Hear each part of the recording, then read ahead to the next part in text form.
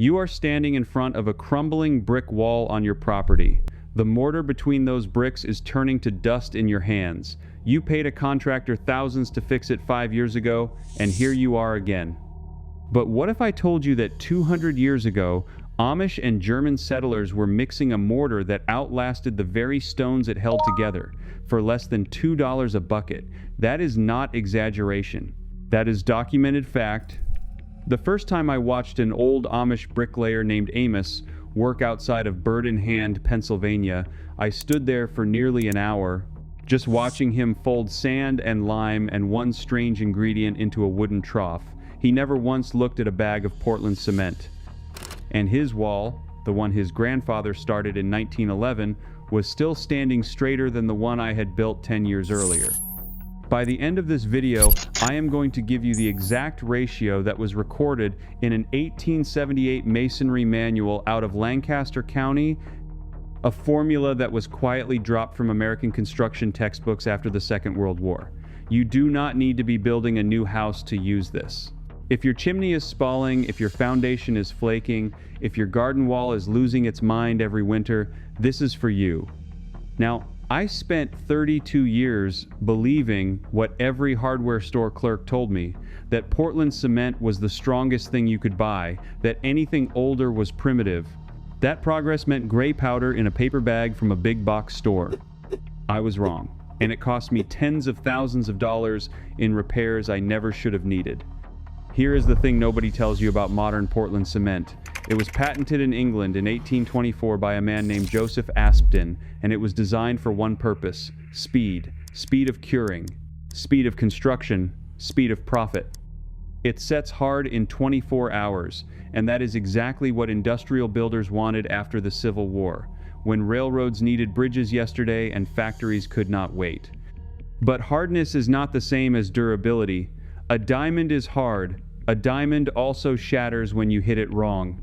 Portland cement mortar is rigid. It does not breathe. It does not flex.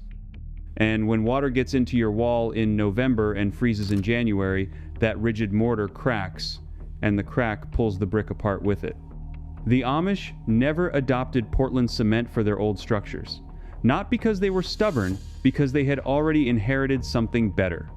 Something the German stonemasons brought over from the Rhineland in the 1700s. A lime-based mortar with one specific additive that turned ordinary sand into something closer to living stone. That additive is the $2 secret, and it is sitting on the shelf of every feed store in America right now. But before I tell you what it is, you need to understand why it works. Because if you do not understand the why, you will mix it wrong, and you will blame me instead of yourself. Lime mortar, real lime mortar, made from calcium hydroxide, does something Portland cement cannot do. It absorbs carbon dioxide from the air over decades and slowly turns back into limestone. Your wall does not just sit there, it literally petrifies. It gets harder every single year for the first 50 years. Cornell University's Building Conservation Program published a study in 2003 confirming that lime mortars from the 1800s tested stronger than modern samples from the 1960s. Stronger after more than 100 years.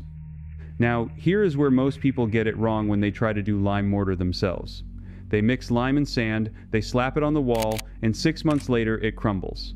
Because they miss the additive, the one thing the old German masons and the Amish bricklayers of Lancaster and Holmes County always added. It is called pozzolan. And in its cheapest, most available form, it is nothing more than clean wood ash from a hardwood fire. Specifically oak, hickory, or maple ash, sifted fine, mixed at roughly 1 part ash to 3 parts hydrated lime to 9 parts sharp sand. That ratio comes from a masonry pamphlet printed in Ephrata, Pennsylvania in 1878, a copy of which sits in the Landis Valley Museum archives to this day.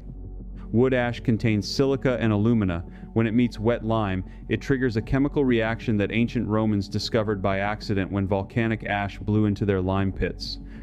The Pantheon in Rome is still standing after 1900 years because of this exact reaction.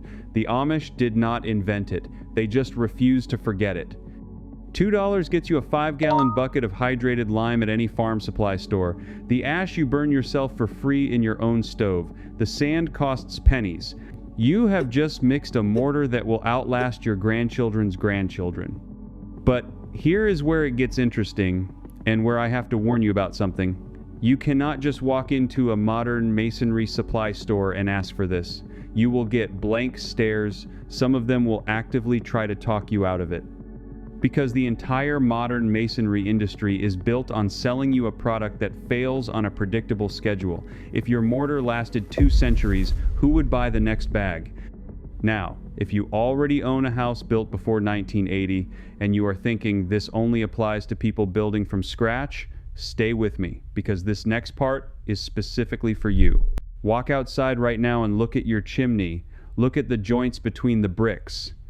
If you see white powdery residue, if you see hairline cracks, if you can dig into the mortar with a screwdriver and it comes out like sugar, that is a Portland cement mortar failing exactly the way it was engineered to fail. And here is what almost no contractor will tell you. You can repoint those joints yourself this weekend using the same lime and ash mixture I just described for less than $15 in materials for an entire chimney.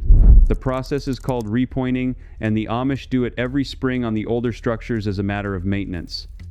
You take a small chisel and a hammer, you rake out the old failing mortar to a depth of about 3/4 of an inch, you dampen the joint with a spray bottle, and you press the new lime mortar in with a narrow trowel called a tuck pointer. You let it cure slowly under a damp burlap for 3 days. That slow cure is critical. Portland cement wants to dry fast.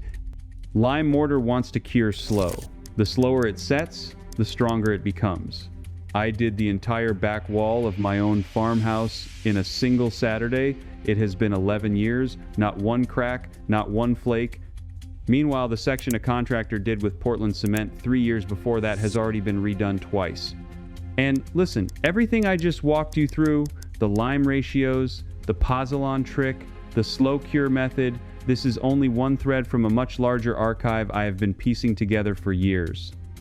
The rest of it, the wood stove masonry heaters that hold warmth for 36 hours on one armload of scrap wood, the root cellar formulas, the natural pest barriers, the off-grid water systems the Amish still use, all of that lives inside something I put together called the Complete Field Vault, the full 3-volume collection of these buried formulas. There is a special limited-time offer on it right now, linked in the description below, and you can also scan the QR code on your screen. I am only mentioning it because what you are learning today is a single page out of a much thicker book that was almost lost. Now, back to the wall. Because there is one more piece to this, and it is the piece that changes everything. You might be asking yourself, if this is so simple, so cheap, so obviously better, why did we lose it? Why is every home center in America selling you a bag of gray powder that guarantees you will be back in 10 years? The answer is written in black and white in the records of the American Portland Cement Association, founded in 1916. Their explicit mission in their own founding documents was to promote the exclusive use of Portland cement in American construction and to discourage what they called, quote, outdated lime practices, unquote. They funded university research, they wrote textbooks, they lobbied trade schools. By 1955, you could not graduate from a masonry program in this country without being taught that lime mortar was obsolete. It was not obsolete. It was inconvenient for a business model. A material that gets stronger for 50 years and lasts 200 does not create repeat customers. A material that fails on schedule does. The Amish never joined that association. They never sent their young men to those trade schools. They kept doing what worked. And that is why, when you drive through Lancaster County today and you see a stone barn foundation from 1840, the mortar joints look the same as the day they were laid. I have run my thumbnail across them. They are like glass, but I promised you a secret finale, and this is where I earn your patience. Because everything I have told you so far, the lime, the sand, the wood ash, that is the base recipe. That is what gets you a wall that lasts 200 years. But there is one additional ingredient that the old Amish masons of Holmes County, Ohio added to their exterior mortars, particularly on chimneys and north-facing walls that took the worst weather. And I did not learn this from a book. I learned it from a man named Eli Miller. In his barn, in the spring of 2019 when he was mixing a batch to repoint his smokehouse. He reached into a burlap sack and pulled out a handful of what looked like coarse white grit. He crumbled it into the mixture with his bare hands. I asked him what it was. He smiled and said, in that quiet way the older men have, that it was the reason his great-grandfather's chimney was still perfectly straight. It was crushed oyster shell, ground down to the coarseness of table salt. Oyster shell is nearly pure calcium carbonate. When you fold it into a lime mortar, it does two things that nothing else does. It provides a lattice of tiny calcium bridges that lock the sand grains together mechanically.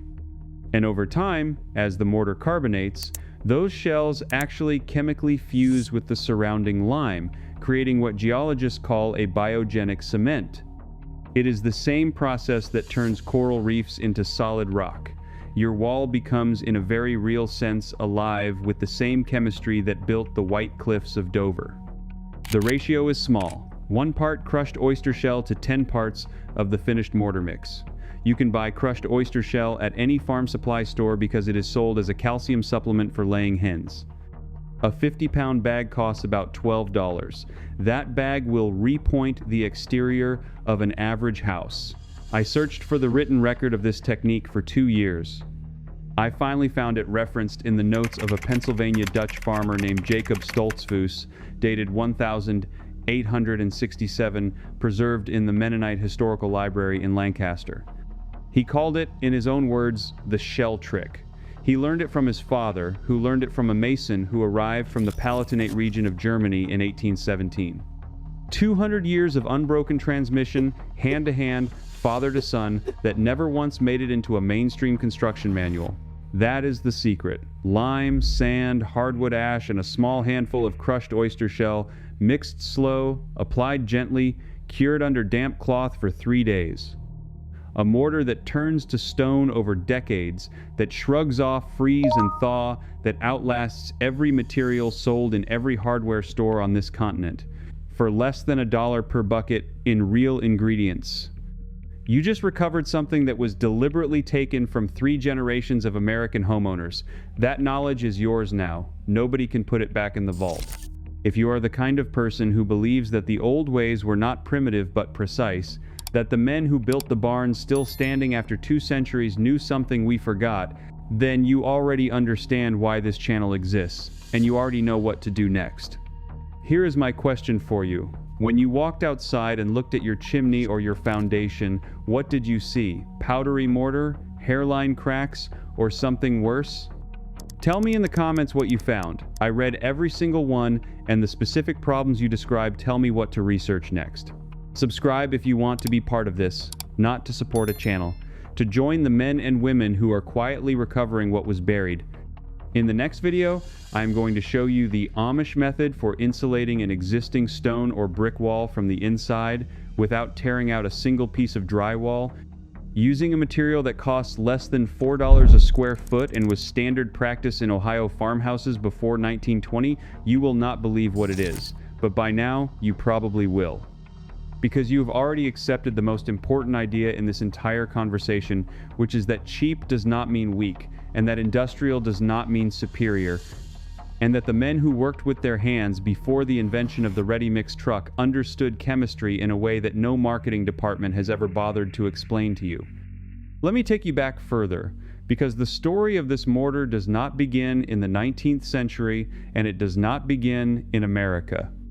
It begins somewhere around 5600 BC in a region we now call Serbia at a Neolithic settlement known as Lepenski Vir, where archaeologists in 1965 uncovered floors made from a mixture of burned limestone, sand, gravel, and red clay. Those floors, buried for 7,500 years, were still intact when the excavators brushed the dirt away. 7.5 millennia. Think about that number the next time somebody tells you that a 50-year warranty on a bag of Portland cement product is impressive. The Egyptians used lime mortar in the pyramids at Giza around 2600 BC, though they mixed it with gypsum for faster setting in the desert heat. The Minoans on Crete were using it by 2000 BC. The Chinese during the Ming Dynasty, added sticky rice starch to their lime mortar to build sections of the Great Wall that have withstood earthquakes strong enough to level modern concrete cities. Researchers at Zhejiang University confirmed in 2010 that the amylopectin in the rice paste acted as a natural inhibitor, controlling the growth of calcium carbonate crystals and producing a mortar of extraordinary density. The Chinese figured that out 500 years ago without a single electron microscope. The Romans, of course, are the case study everyone eventually returns to. Marcus Vitruvius Pollio, writing his 10 books on architecture around 15 BC, described in painful detail how to slake lime, how long to age it, what ratios to use for what purposes, and how to test the finished putty by cutting it with a trowel. If the trowel came away clean, the lime was ready. If it dragged material with it, you waited longer. Vitruvius insisted that lime putty be aged a minimum of 3 years before use in fine work. 3 years! We live in a country where a contractor will not wait 3 days for a foundation to cure properly before framing on top of it, and the Romans waited 3 years just to open the bucket. The Pantheon in Rome, completed in 126 AD under the Emperor Hadrian, has a concrete dome 142 feet across that has stood for 1900 years without steel reinforcement. The mortar in that dome contains volcanic ash from the Bay of Naples, a material the Romans called pulvis pudiolanus, which we now call pozzolan. When mixed with lime and water, pozzolan creates a chemical reaction that produces calcium silicate hydrates, the same compounds that give modern Portland cement its strength, except the Roman version continues to react and self-heal for centuries. A study published in the journal Science Advances in January 2023 by researchers from MIT, Harvard, and laboratories in Italy and Switzerland confirmed that Roman concrete contains small white chunks of lime clasts that were previously dismissed as evidence of sloppy mixing. Those clasts, the researchers discovered, are actually a self-healing mechanism. When a crack forms and water enters, the lime clasts dissolve and recrystallize, sealing the crack from within. The Romans built self-healing concrete 2,000 years ago, and we forgot how to do it, and now we are paying professors at MIT to reverse engineer it from ruins. You do not have volcanic ash from the Bay of Naples in your backyard, but you do have alternatives. Brick dust, finely ground, works as a pozzolan. So does fly ash, though I would be cautious about the sources on that one. So does calcined clay, which is simply clay that has been fired at a temperature between 800 and 900 degrees Celsius and then ground. If you have access to a potter's kiln or you know somebody who fires ceramics, you have access to pozzolanic material. And if you want to keep it simple, crushed terracotta flower pots from any garden center, run through a mortar and pestle or an old coffee grinder you no longer use for coffee, will give you exactly what you need. Add 10 to 15% by volume to your lime putty mix, and you have created a hydraulic lime mortar that will set even underwater. That is not an exaggeration. Roman harbor structures built with pozzolanic mortar are still standing in seawater after 2,000 years, and researchers have measured that they have actually grown stronger over time, not weaker, because the seawater continues to feed the crystallization reaction. Now let me tell you about the man who tried to warn America. His name was Uriah Cummings, and in 1898 he published a book called American Cements. Cummings was an industrial chemist who had worked in both the natural cement industry and the emerging Portland cement industry, and he watched with growing alarm as the older, more forgiving material was pushed out of the market. He wrote, and I am quoting almost directly from a copy I have in front of me, that the substitution of Portland cement for natural cement in ordinary masonry work was a mistake that would cost the country dearly in the long run. He predicted that structures built with straight Portland cement mortar would fail prematurely, that the rigidity of the material would cause it to crack under normal building movement, and that the alkalinity would attack softer historic bricks and stones over time. He was right on all three counts. And nobody listened. By 1930, natural cement production in the United States had collapsed from a peak of nearly 10 million barrels per year in 1899 to fewer than 50,000 barrels. The Rosendale mines in New York, which had produced the cement used in the pedestal of the Statue of Liberty, in the Brooklyn Bridge, in the wings of the United States Capitol, closed one by one. The knowledge of how to burn, slake, and mixed natural hydraulic lime disappeared from job sites within a single generation. Men who had learned the trade from their fathers watched their sons learn a different trade entirely, a trade that involved reading printed instructions on a paper sack rather than reading the weather and the stone and the season. There is a photograph I want you to imagine. It was taken in 1911 outside a brickyard in eastern Pennsylvania. 23 men stand in front of a lime kiln, some in overalls, some in shirt sleeves, their faces white with dust from the day's work. The man third from the left is named Elias Byler. He was a Mennonite mason who worked with his 3 brothers laying stone foundations and building chimneys across 3 counties. Elias kept a small leather notebook in his breast pocket, and in that notebook he wrote down every mix he used, every problem he encountered, and every solution he found. That notebook survived. It is currently in a private collection in Lancaster County, and I have been permitted to read it, though not to photograph it or reproduce it. On page 47, Elias wrote, in the plain German script that Pennsylvania Dutch craftsmen used, that a mortar for chimneys exposed to weather should be made from 1 part fat lime putty, 2 1/2 parts sharp sand, and 1/4 part of the red dust from broken pots, mixed stiff and worked hard. That is the recipe. That is what I have been telling you.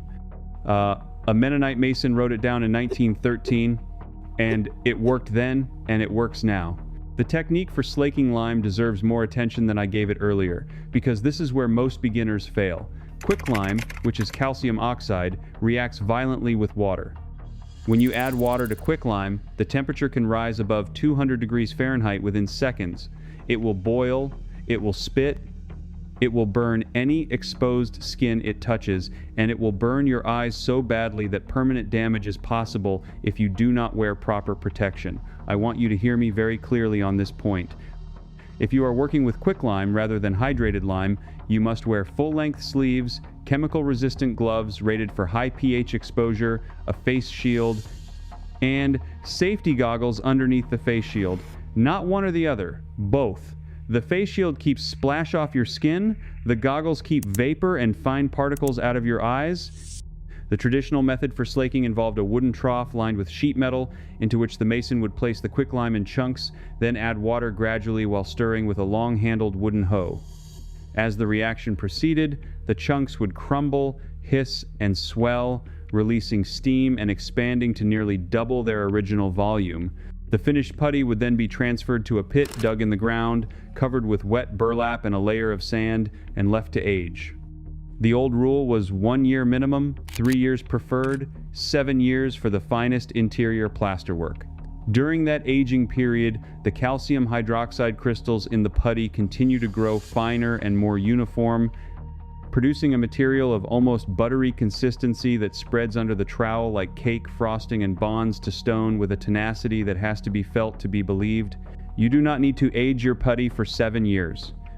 You do not even need to slake your own quicklime, though I encourage anyone with the interest and the safety equipment to try it at least once, because the experience will teach you more about the material than any book.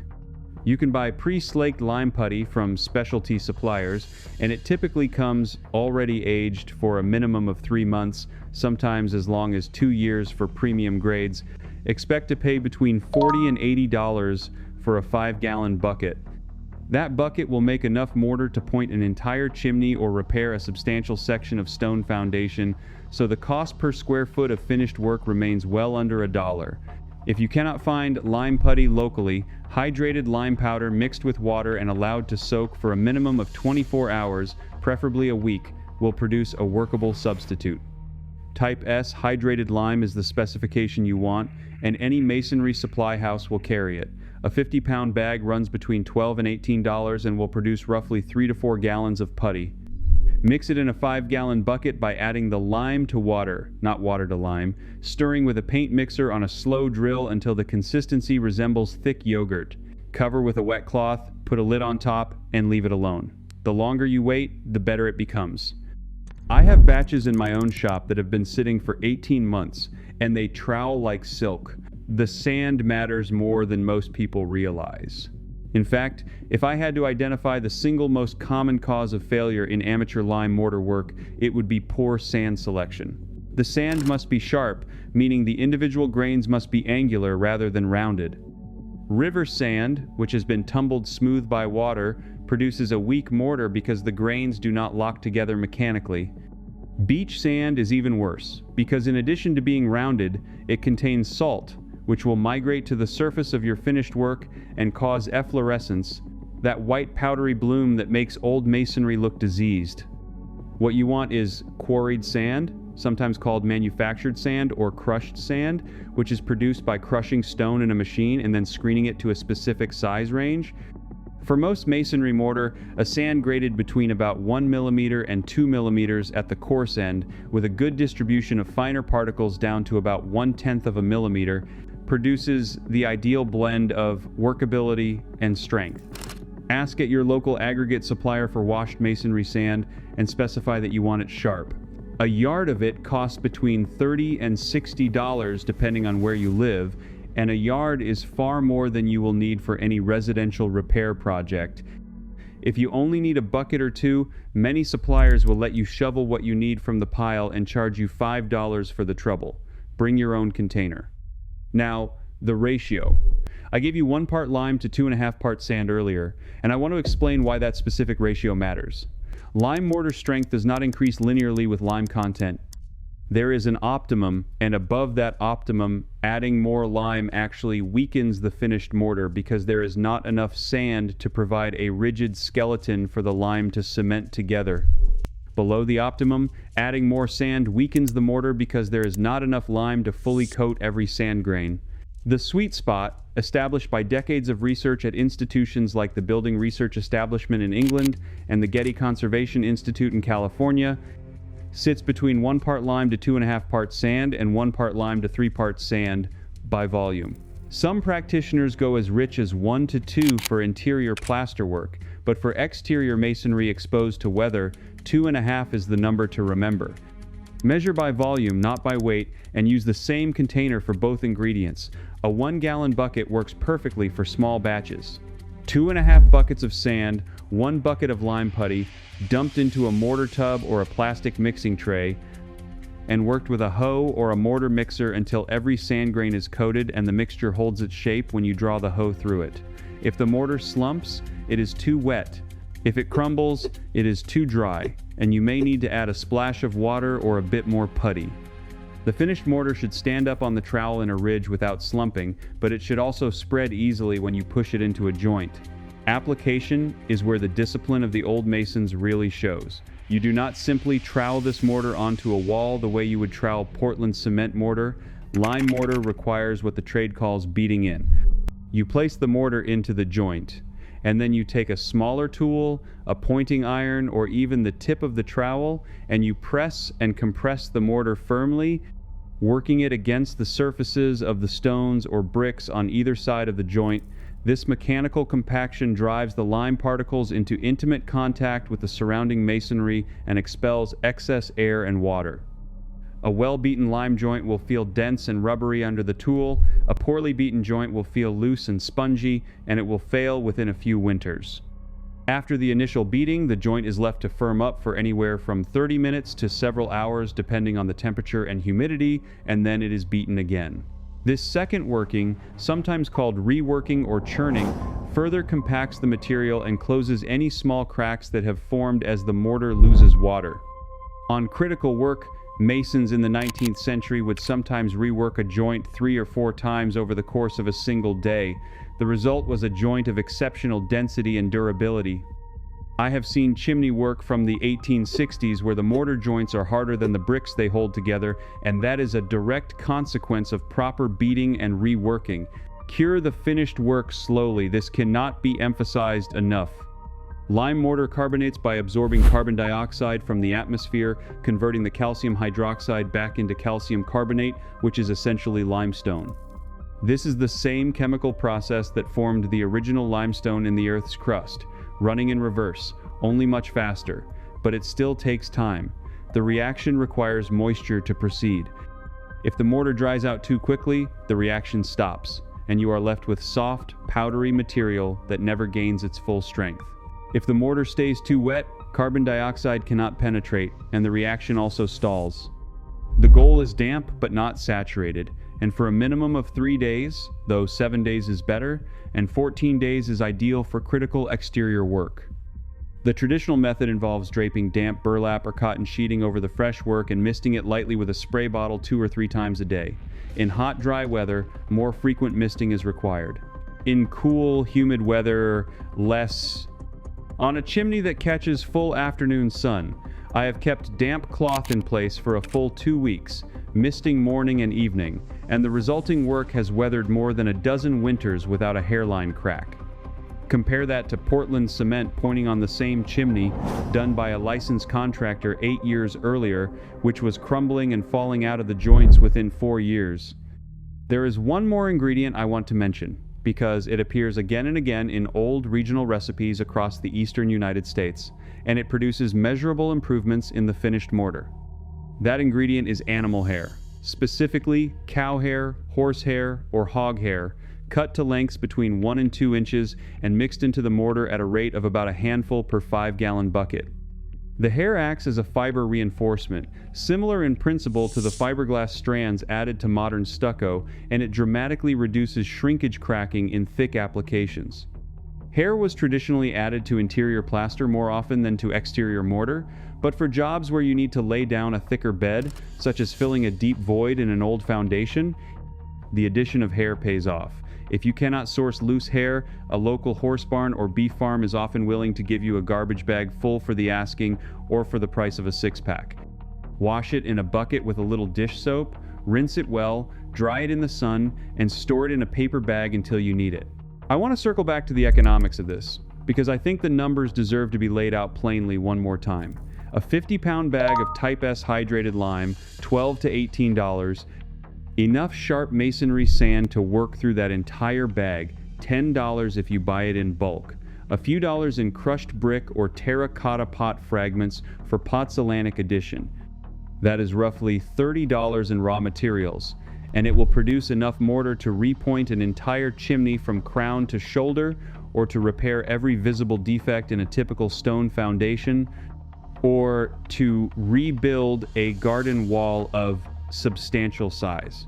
The equivalent job done with pre-mixed Type N mortar from a hardware store, using bags at $8 to $12 each and needing anywhere from 6 to 15 bags depending on the scope, will run you between $50 and $180 in materials, and the finished work will fail sooner, much sooner. You are paying more for material that performs worse. That is the trade you have been offered by the modern building supply industry, and it is a bad trade, and once you understand it, you cannot ununderstand it. The counter-argument I hear most often, usually from people who work in the modern construction industry, is that lime mortar is too slow, too weather-dependent, too fussy for professional application. That is a fair criticism if you are trying to build a tract home in 7 weeks and move on to the next job. It is not a fair criticism if you are trying to repair the chimney on the house your grandfather built and pass that house to your children. Speed and durability are opposite ends of the same lever. You cannot have both. The industry chose speed. You are permitted to choose durability, and the choice does not require a permit, does not require a license, does not require anything but the willingness to work slowly and carefully with materials that reward patience. The second counter-argument is that lime mortar is not code compliant for new construction in most jurisdictions. That is technically true and functionally irrelevant for the kind of repair work most homeowners actually need to do. Repointing an existing chimney, patching an existing foundation, repairing an existing stone wall, none of these activities require a permit in the vast majority of American municipalities, and none of them are subject to code review. The building code governs new construction and major structural alterations. Ordinary maintenance and repair on existing structures falls outside the scope of the code in almost every place I have researched, and I have researched a lot of places. Check your local ordinances if you have any doubt, but do not assume that using a traditional material to maintain a traditional building is somehow illegal. It is not.